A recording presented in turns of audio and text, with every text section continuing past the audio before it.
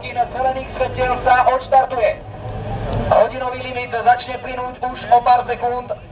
S uhasnutými červenými svetlami sa nám začne pretekať to na Slovakia ringu. Teraz sa nám všetky autá vyhoria spoza veže a už sú na cieľovej rovinke. Je tu zelené svetlo a začalo sa jazdí. Začalo sa pretekať. Na prvom mieste stále Rider Engineering číslom 24, ktoré si drží tú vnútornú stopu pri jazde do prvej zákruty.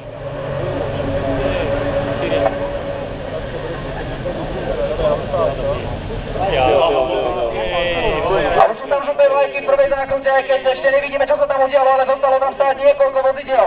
Žlté vlajky sú v prvej zákrute, viacero jazdcov tam bolo dosť širokých a tak teraz ešte nevieme, ktorí pokračujú ďalej a ktorí nie. To je ťažké, dávaj. Na prvom mieste stále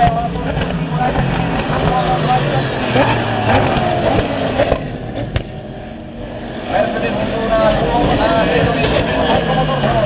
A tretie miesto. Fantastický štart predtým Heiko Motorsport. Filip Slánečka útočí na druhú striežku. Slánečka útočí na Dominika Balvana. Nestačilo to ešte v tejto zákrute. Tímoví kolegovia si však určite dávajú pokonaný.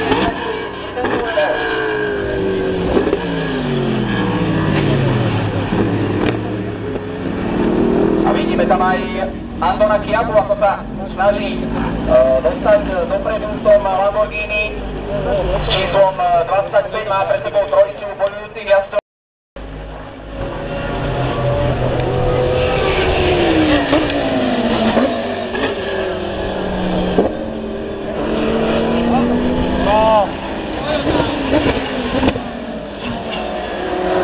Anton Chiapa v tretej zákrute, už útočí na Polapan Superena.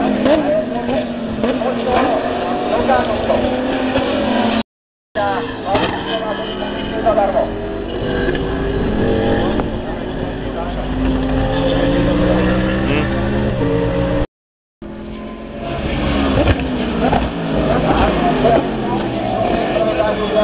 Sa dostal pred pán Superena, jeho Porsche jazdí naozaj veľmi neskoro.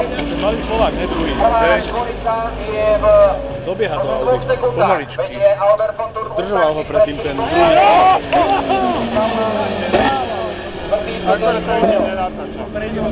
Oho.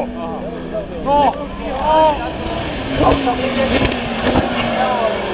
Na DB a ešte sa mu nepodarilo dostať na ten auto.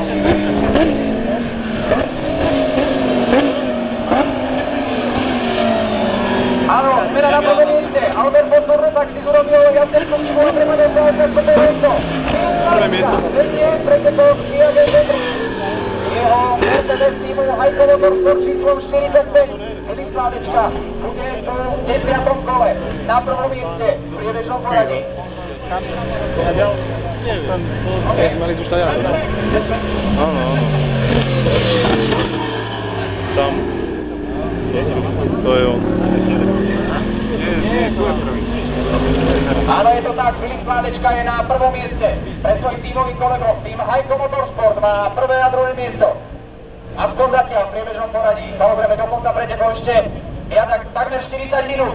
A to ešte je dlhá cesta. O chvíľku sa nám otvorí boxová ulička a budú pripravené zastávky v boxe, kde sa musí vymeniť jazdec. Filip Slánečka vedie po 10 kolách pred tímovým kolegom Dominikom Baumanom. Na treťom mieste priebežný líder celkového poradia Federico Leo týmu AF Corp. Heiko Motorsport má oba svoje Mercedesy pred Ferrari týmu AF Corp.